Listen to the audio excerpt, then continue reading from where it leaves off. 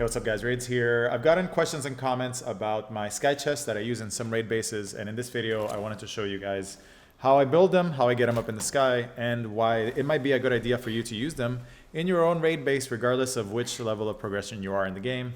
It doesn't really matter if you're new to raiding or very advanced. This is a cool thing for you to have in your raid base for a number of reasons. Number one, they're very durable. Number two, you can stack them up on the sky. And number three, they provide a anywhere location grapple a target. So let's say that you're fighting a dangerous raid boss now or in the future, and you want to distract the boss. You want to stay in the base radius, which is very valuable in raids, as you've seen in my videos.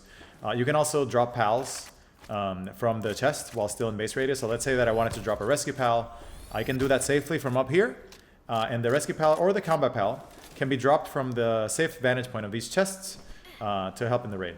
So those are reasons why I like having them, and they've been very useful to me in various raids that I've done and various builds that I've used. Also, they give you a grappling point, regardless of whether you're using Gale Claw or regardless of whether you're using a mount or not. They have mobility, which is good. Not all builds that you use for raids you want to mount. So let's go over how to build them. Very simple here. It's advanced chests. The advanced chest has 15,000 HP. It is very tanky, very durable. Modern raid bosses such as Xenolord Ultra and Moonlord cannot break them. They just do not deal damage to structures. I don't believe Moonlord deals damage to structures at all. So it looks like as raids are progressing harder and harder, the devs seem to be moving in a direction where the base structures aren't really a target. They're not really vulnerable to damage. So the chests do not catch fire, which is very important. So they don't catch fire. They're very durable. You can fight Xenolord Ultra all day long, and he won't go through the 15,000 HP that the chests have. So that's good for you to keep in mind. So number one, they're very durable.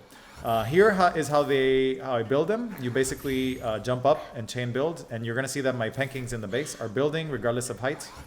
You can scale these up as high as you want. So here I'm just trying to get them up at the same level as my other ones. So note about the height. You don't want to go up too high, because if you go up too high and you're finding yourself on the ground, you're not going to be able to grapple onto them. So you want them at a level where you can still grapple onto them from the ground to the topmost floor.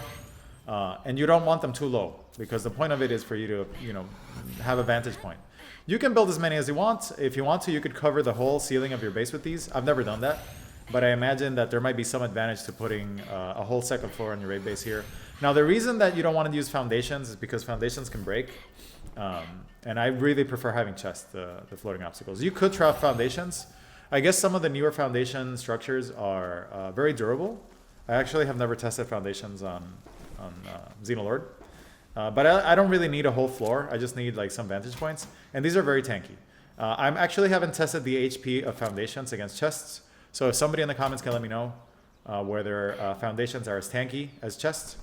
So once you have the altitude that you want, I'm going to start breaking everything from the 4th level down.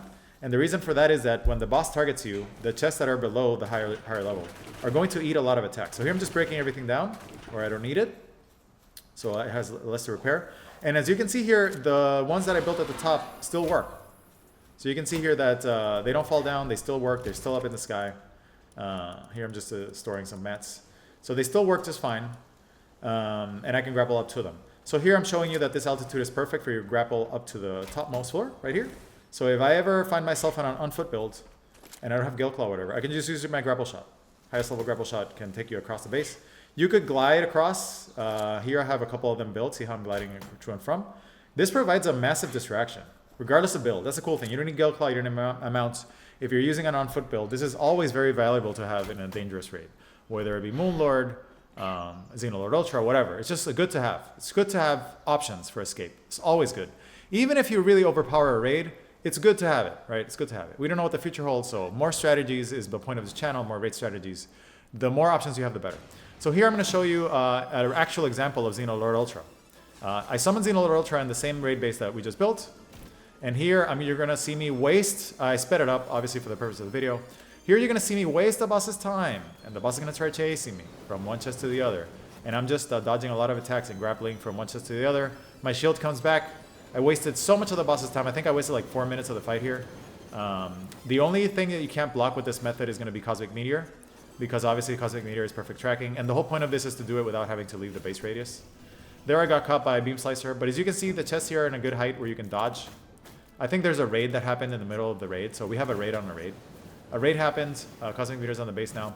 You could also build chests really high to make you leave the base radius. If you make the chest really, really high, what's going to happen is if you go up to the very top, you're going to lose aggro, which you could do.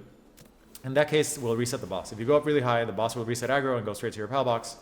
I plan to do one of those, which might help. But that's going to be it for this video. I hope you guys found it helpful, why I have sky chest on my raid base, and what the purpose is. So hope somebody found that helpful. Thank you as always for watching your comments. I will see you guys on the next one.